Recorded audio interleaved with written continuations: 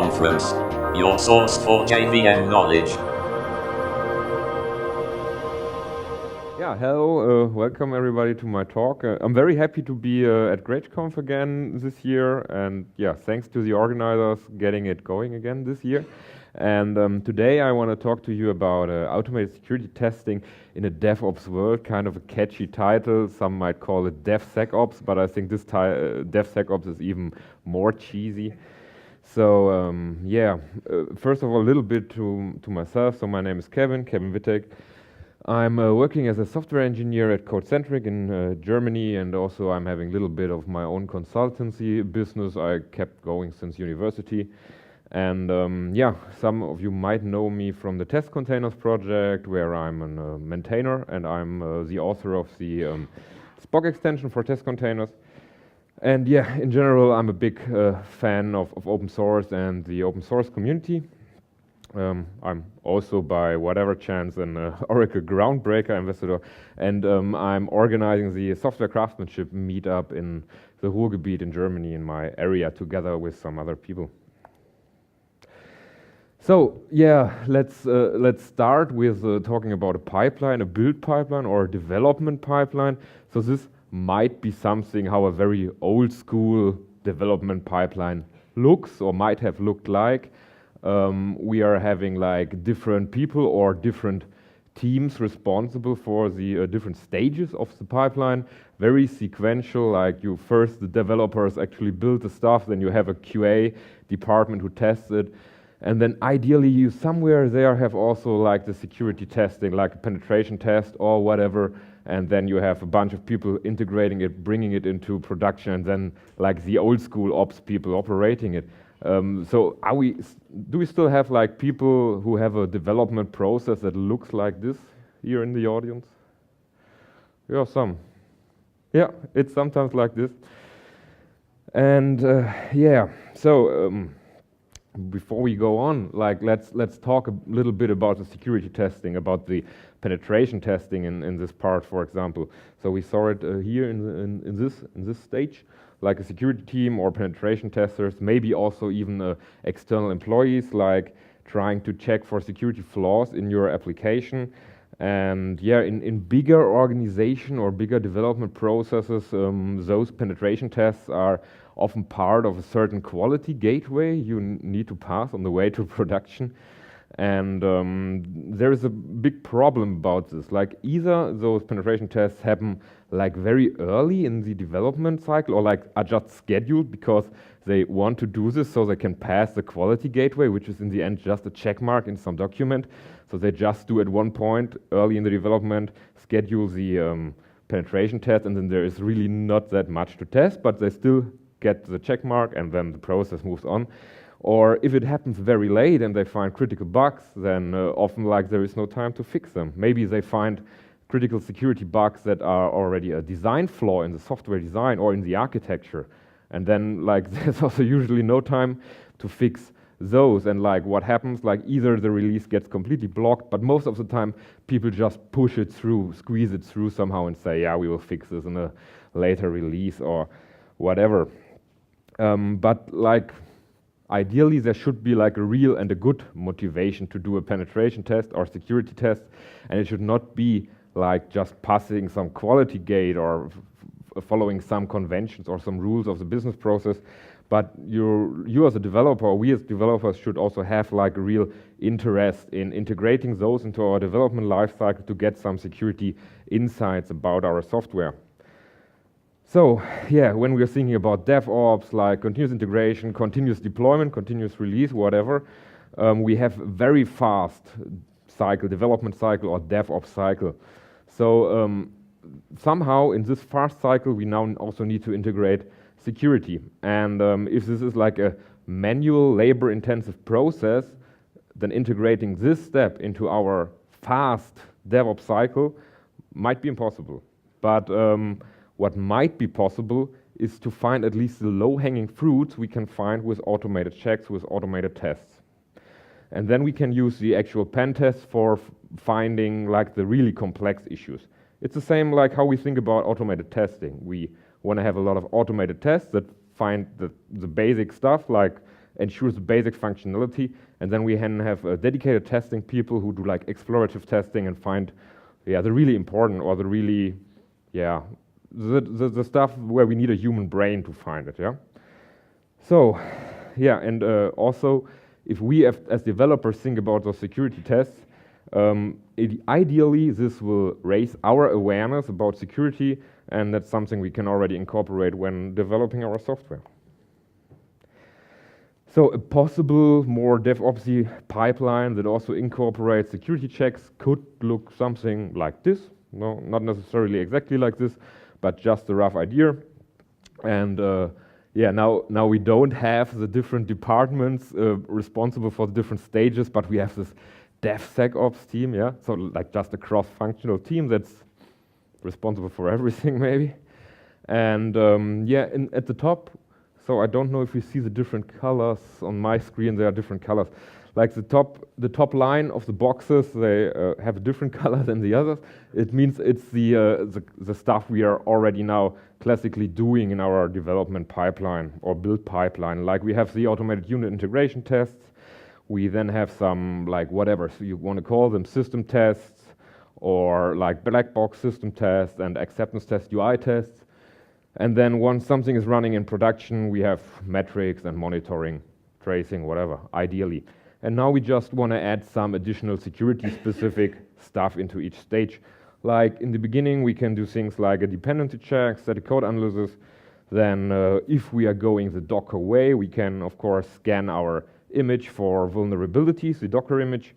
And then like the really cool part starts here, like dynamic runtime analysis, like while the application is running, checking for flaws or security bugs or whatever.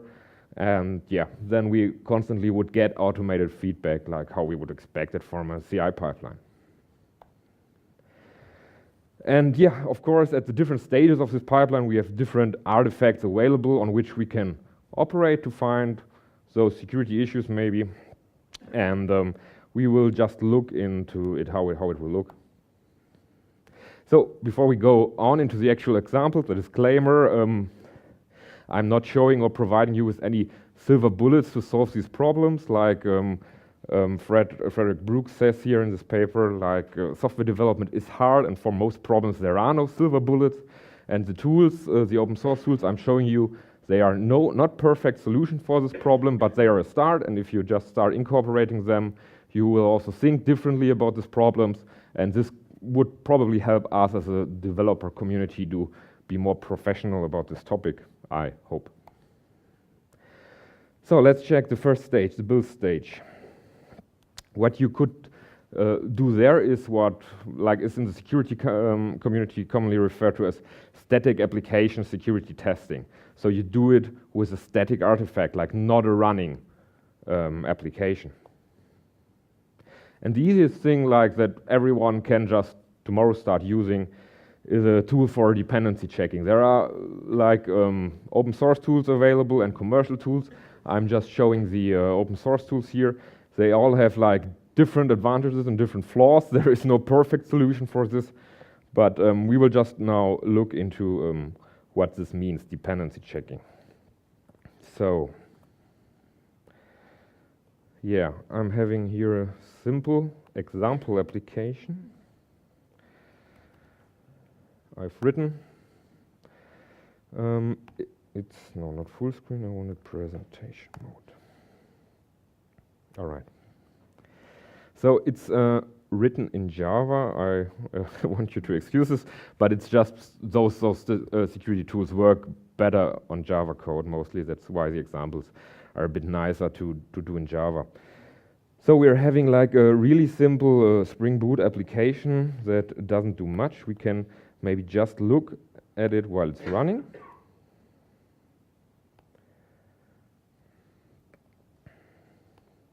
So we're seeing like we have this Gradle build script here. We're using Spring Boot in a certain older version, and we are having other dependencies like for Groovy templates. So there's at least a little bit of Groovy in the code base.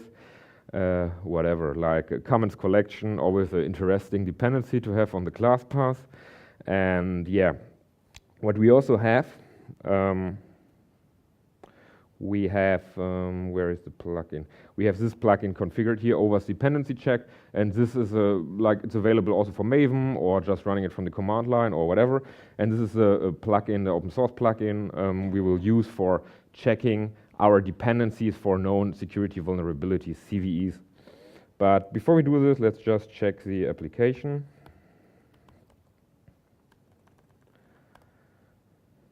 Yeah, I poured all my web development skills into this, and it's so DVSBA, damn vulnerable Spring Boot app. Like I consciously put in some security flaws into this application, so please don't do this at home. And yeah, we have like a book catalog, best example ever, and we have different books, and we can check the details. Yeah, we can maybe search for something following the idea, cool. And yeah, like if you look at the URLs, there's maybe some fishy stuff probably already going in there. And then we have a comment section where we can just put comments, and yeah, that's it. All right. So I'm now running the dependency check plugin. So when you have it on the class path, it just adds like additional Gradle goals, Gradle tasks for you, and we just run dependency check Analyis.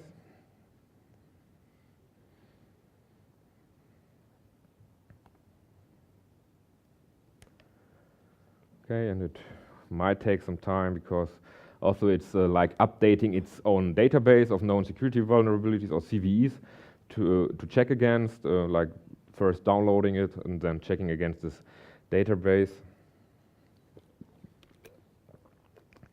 That's what we're seeing here, checking for updates.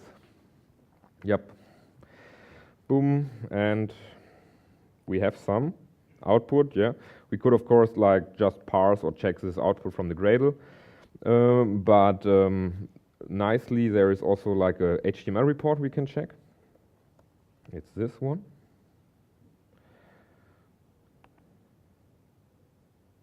Okay, and here we see like the CVEs it found in dependencies we've included.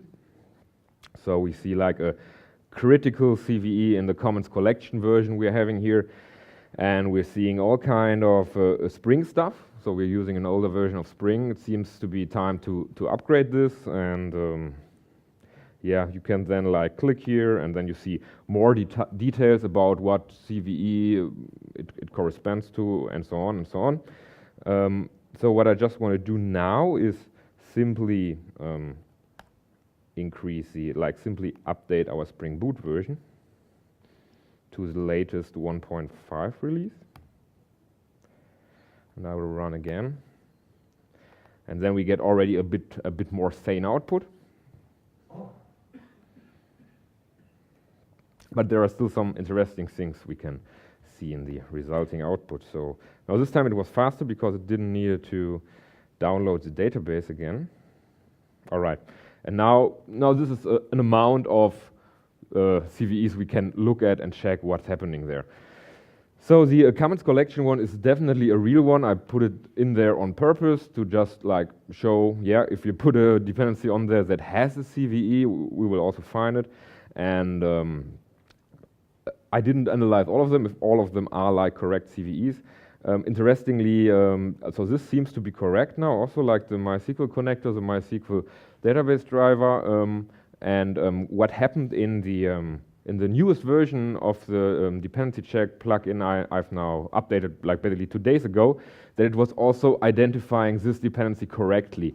Like before, it was thinking I'm having like MySQL on my dependency list, not the driver, like MySQL database, and I was getting like security vulnerabilities for this. And we will look in a bit why this might happen, like this bad identification of the actual dependencies we're using.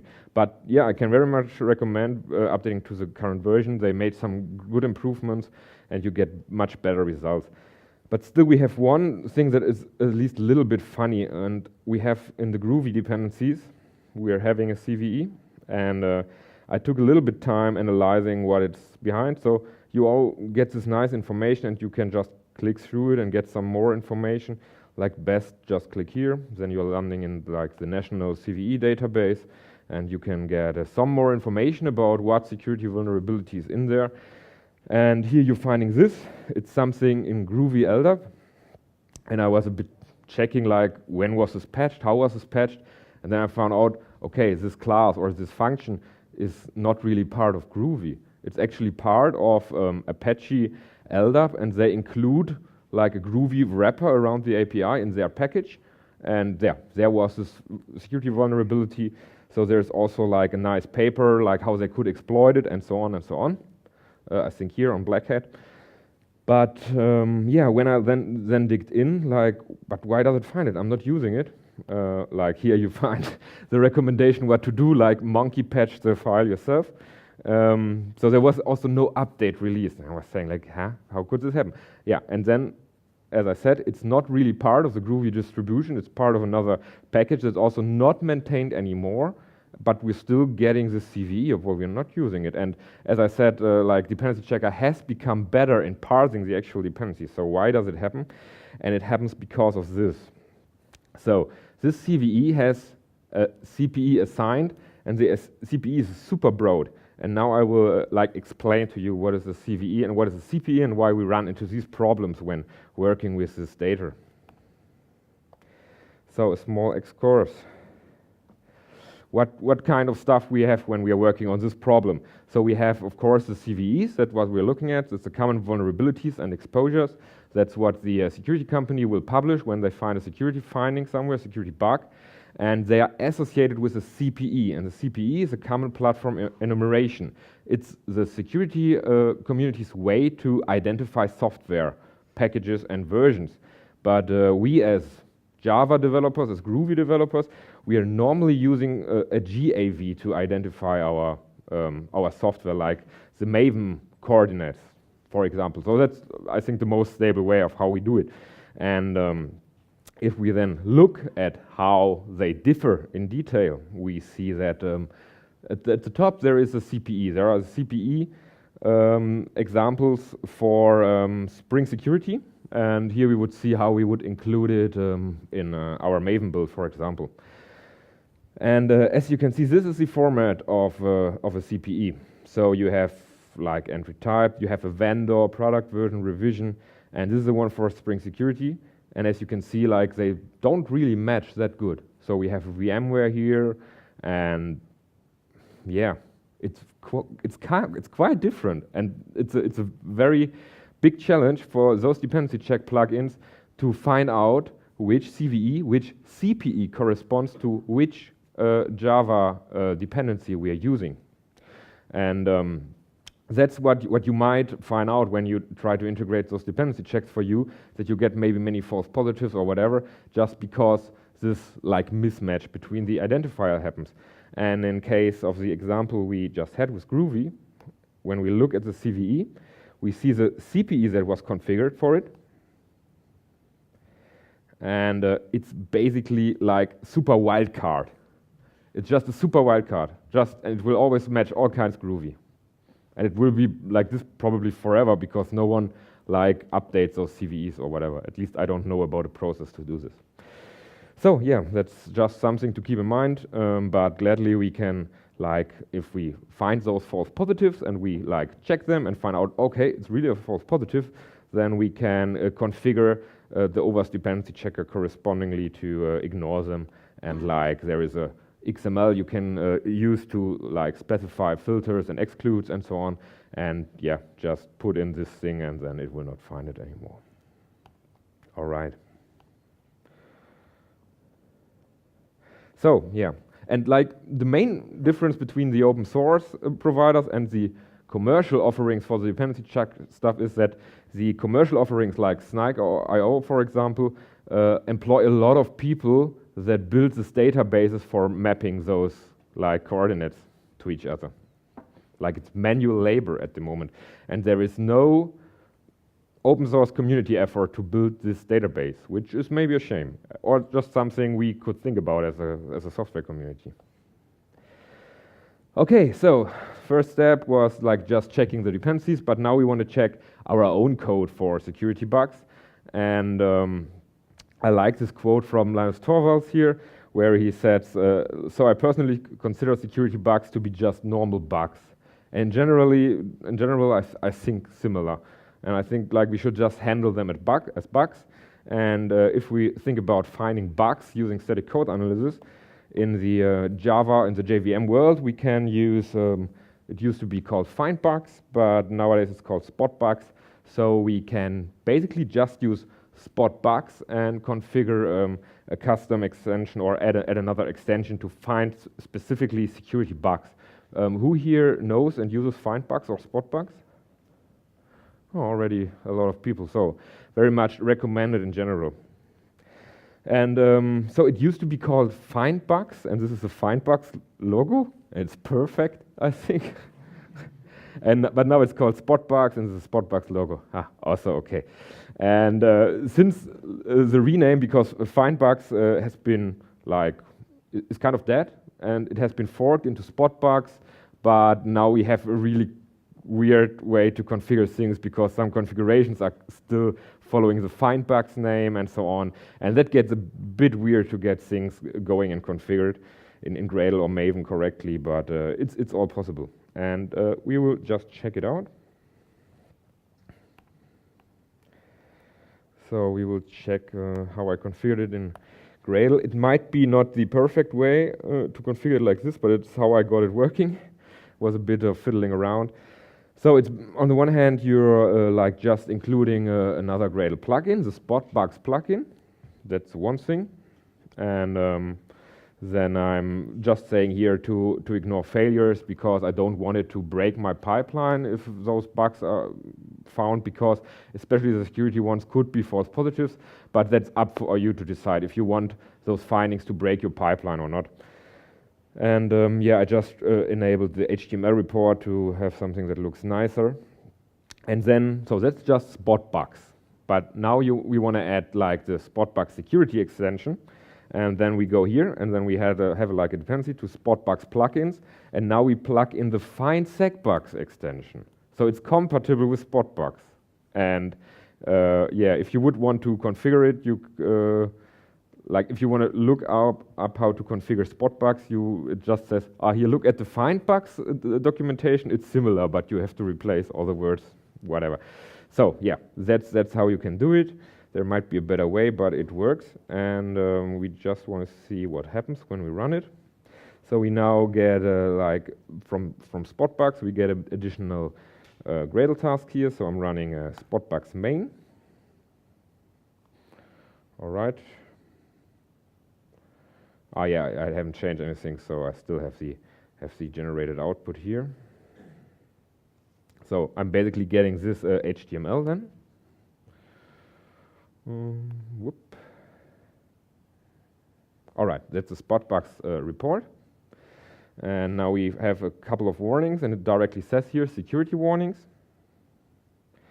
And the cool thing about find segbugs is that it's also, or spot segbugs, is that it's also framework aware. Like it has some knowledge about some frameworks, at least about Spring it has, or Spring Boot, and it will like directly recommend stuff to you, framework specific. Like for example, we have something here, unrestricted Springs request mapping makes a method vulnerable to cross-site request forgery attacks. And if we check it, whoops. All right, it also should say where it happened in the code. So here it says, here it explains what has happened. So if we check in my controller, web controller, so we see I've just annotated the method with @request mapping, but what spot segbugs says here, like you should use get mapping, like that's the correct way to do it here. It's even like giving examples to you. So that's quite nice. I was actually thinking it had also a way to check where we used something wrong.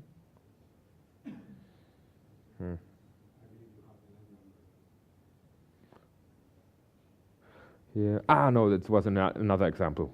Okay. Yeah. So yeah, as you said, like the line number we have, and we have another potential security flaw, like a potential JDBC injection, so SQL injection vulnerability. And yeah, it's probably true when we look at the code of the book controller. Yes, just do everything directly in the controller. I'm using a JDBC template here, and like if we check, so this was the detail view. Yeah, the parameter just goes in here and just is concatenated with the SQL string. Like, yeah, perfect way to provide a SQL injection attack. So it found this. Like, it's super obvious, but I don't know, it depends also on the experience of your team and of the developers. So some might not be aware of those kind of attack vectors, and then it's a nice thing that it like says, no, you shouldn't do it like this. So yeah, it's something you can learn from, but it's very naive. So for example, if you have a string concatenation for a SQL string where you would concatenate with a constant, and you really, from the control flow, you can see that this constant or whatever, that it's not user input going in. It will still say this is a potential SQL injection, although it's not a SQL injection vulnerability in this case. So it's not doing any control flow analysis of the parameters going in. That's something to keep in mind. I think there are commercial tools that do something like this, but yeah. So far for the static part. Like the next one, I just want to glance quickly over it. Like when we do our Docker, we're building our Docker image, we can like use different tools to scan the resulting image for CVEs. Like it will just check the dependencies, the packages that are installed in the images, if there are some known CVEs for it. Like Claire from former CoreOS is probably the most prominent open example, and we will see an example of the output in a bit in another demo. But let's go to the quite interesting part, which is the dynamic application security testing. And like this is something you would do with really a running application, running against a running application to find security flaws there. And in the web world, we can use like the dynamic scanners for this, or web attack proxies. These are tools that are very commonly used in the offensive security community, like penetration testers normally use those. This is OWASP ZAP, which is open source, and this is Burp Suite, which is commercial but is available for not too much money. And yeah, I saw those like being used by my security colleagues for like offensive security tasks, and I was thinking like, but they are very manual, very labor intensive. So you normally click yourself through the application and like spider it, like find out which links are part of the application, and then it can try to like find vulnerabilities in those resources, in those URL resources. And I thought this is like very manual, very labor intensive. Maybe for the low-hanging stuff, we can also automate this a bit.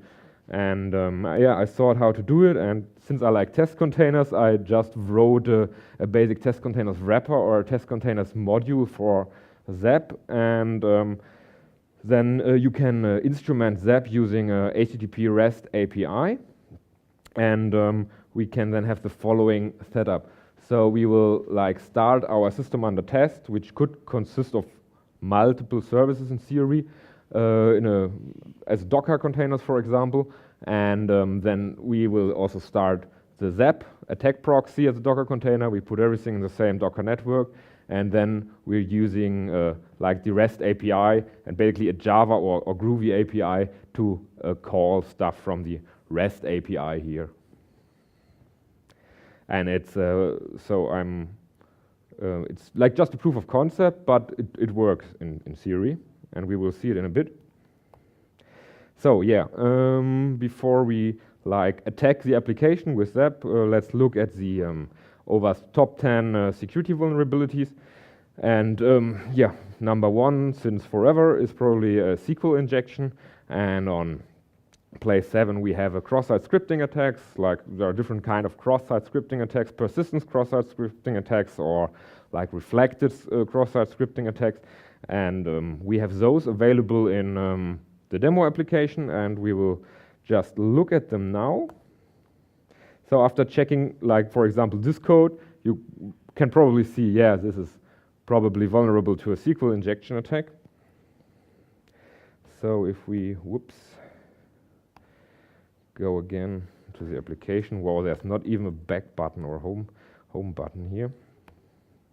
So when we go here, yeah, we see some stuff in here, and like, what would a, I don't know, security guy do? Just type some funny stuff here, whatever. And yeah, so we actually have like multiple vulnerabilities here. So the one is a SQL injection, that's bad. But what's also pretty bad is information leakage vulnerabilities. So we're exposing here like the real exception, and that's something you should never do because it gives an attacker like too much information about the underlying system. So here it can like see that we are using an H2 database, and he can probably see, so this looks very Java-like, that we are using Java and so on, and like there are other exceptions or secrets you might print out that like give just too much information, maybe even software versions or so on. And you want to give an attacker like not more information than possible. Like ideally know more information about the background systems. And yeah, what we can now also do like is like a real SQL injection, and since I can't remember how to quote those, I have it here. Okay, so like we just say, drop table, super funny. And it's still the request works, but then when you go here, like nothing, because like we dropped the database. Okay, the other security flaw is that the user, the SQL user or the database user can run those statements. Like you can also mitigate those kind of attacks by having a permission model for your actual database users, but this is just for the fun of it. And then when we go into the comment section, what we can do here is this. So basically put some JavaScript. Let's make this Groovy rules.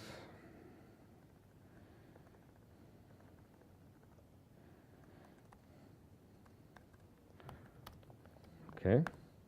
And now this is cool. So Chrome blocks the response because it says blocked by cross-site scripting auditor. So Chrome detected that we were like a victim of a cross-site scripting attack here, but it thinks it's a reflective cross-site scripting attack. Reflective means it's just there for the next response. But what we actually did was a persistent cross-site scripting attack. That's why this happens now for every user visiting the website. And yeah, how does it happen in code? Like by just without any escaping, without anything, getting the input here and saving it in a database, or in this case, just a hash map in the background. Yeah, so that's the security vulnerabilities we have there, and we can see in the running and find in the running application. And now we want to see if ZAP, the ZAP attack proxy, can find them. And I will switch to another project. So this is like the basic API of using this test containers version of ZAP, but it's like just a proof of concept. It's nothing I would recommend anyone to use. It's on GitHub. But if someone likes the idea, I would be happy if someone would be interested in like developing this idea further. So we're just like having this scanner object, and we just say, okay, scan the following Docker image. And this is some test container specific stuff that shows you like when the application is started and so on. And like that's basically all we're doing here from this outside black box part. If we look into the actual scan method, we see it's a bit more. It's like test containers in this case will create the Docker network, will create the containers, like spin them up, put them together in a network, and then like start calling some REST API methods from ZAP to actually trigger the scan, the attack scan. So it's nothing elegant, but it's a nice proof of concept demo, I think. So yeah, I'm all right. So I'm running this demo. I could run it on my laptop, but I'm running it in the Oracle Cloud on an Oracle Cloud virtual machine, check mark.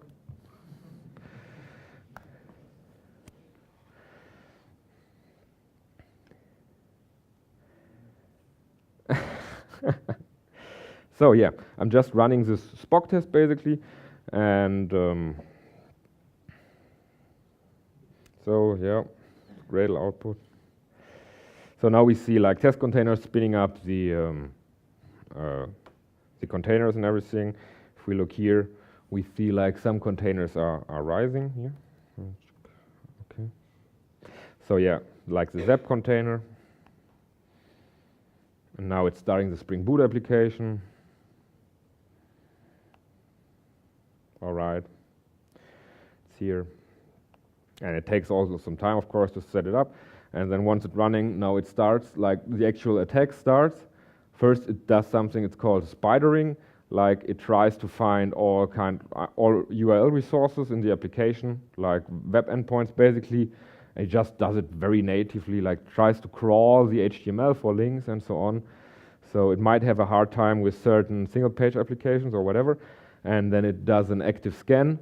And what is an active scan? It's like basically just an attack profile that's bundled with ZAP, and it just tries all kind of stuff, like just sends all kind of HTTP requests to the URLs he found, like trying out SQL injection, trying out cross-site scripting attacks, and so on.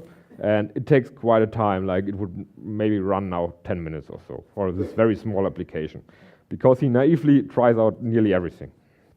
And yeah, since we don't want to wait, let's just check how the output would look. Yes, alerts. So we're like getting a JSON of findings, and like most of them are not like super interesting, but also interesting. It's like infrastructure stuff, some like HTTP headers that are not configured correctly, and so on. So like you can also test your kind of infrastructure with it, like see some like bad practices you did regarding some HTTP headers or whatever. But so cross-site scripting protection header not set. But it also finds like the SQL injections. So we see it did a HTTP request to this URL. We already like found it out ourselves that we have a SQL injection vulnerability there, and like it tries kind of different escaped stuff and like tries to call functions in the database or whatever.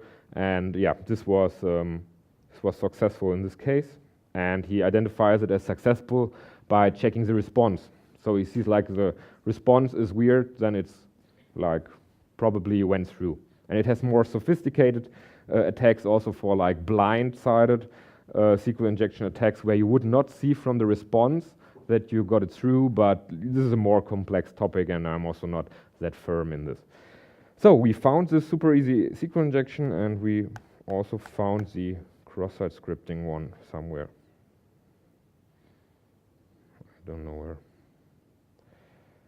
Yeah, so here he added the script into this common form, and then I triggers the cross-site scripting attack, and yeah, it's pretty cool. So it finds like the really low-hanging fruits, and if you're thinking also about maybe some real legacy applications or self-wrote frameworks, or like the run-of-the-mill script kiddie PHP application, this approach can find some stuff, yeah.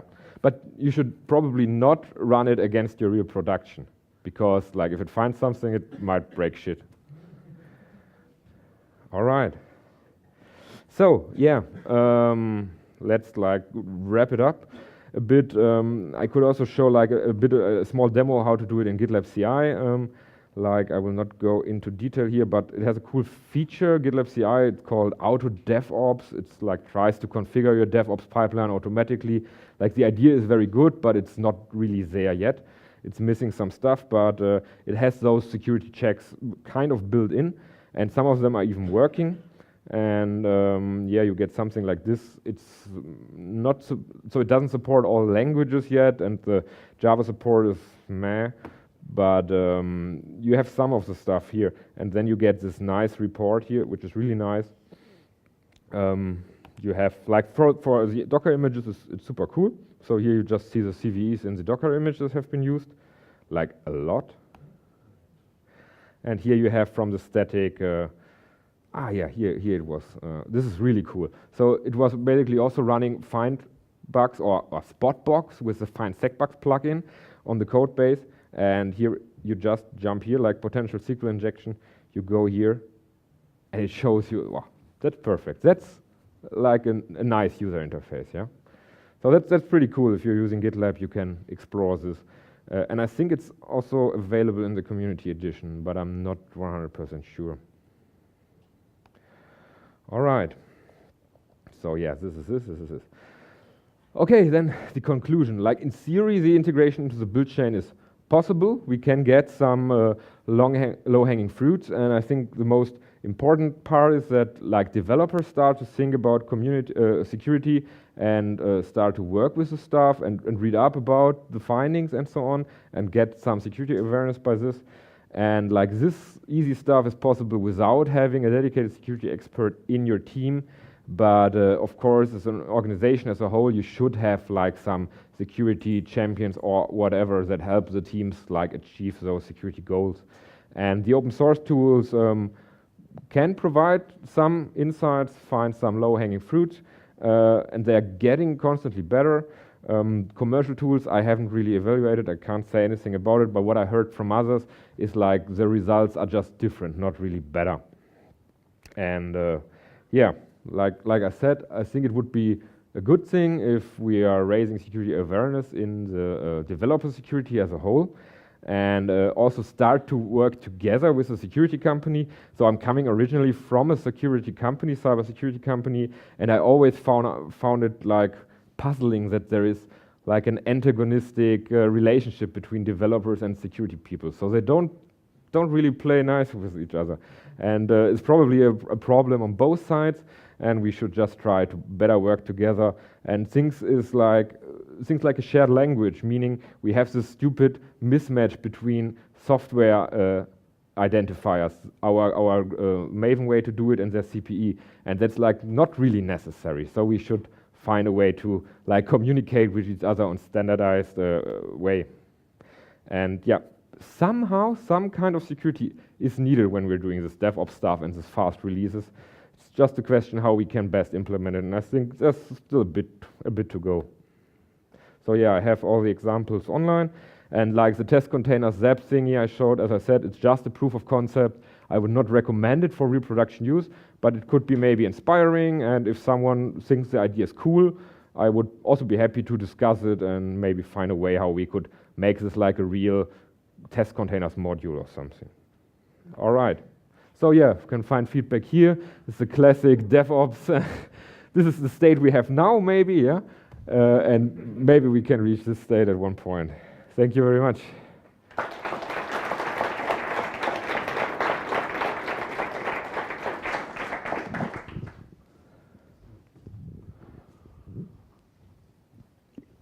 Hi, I have two questions. Maybe you can switch back to the resources quickly. Mm-hmm. But my question was more around how are there tools around that handle the single page application paradigm? I mean, a lot of logic is now on the client, and the way that you construct requests is often done on the client. For example, for SQL injection stuff. Yeah, but like the security flaws will probably not be in the client, so it will be in the backend. So you just like need to attack the REST API then. Yeah, are there tools there to here you go from an HTML protocol? No, like the actual attack is kind of a HTTP API attack. It's just using the scanning before on the HTML, that's true, but you can like instead of having the scanner running, you can also like provide it with the attack targets and like just generate, I don't know, a Swagger API or something like this and feed it in there. I didn't do it, but that's of course possible.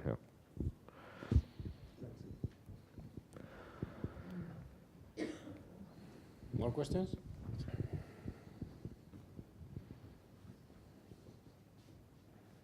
No?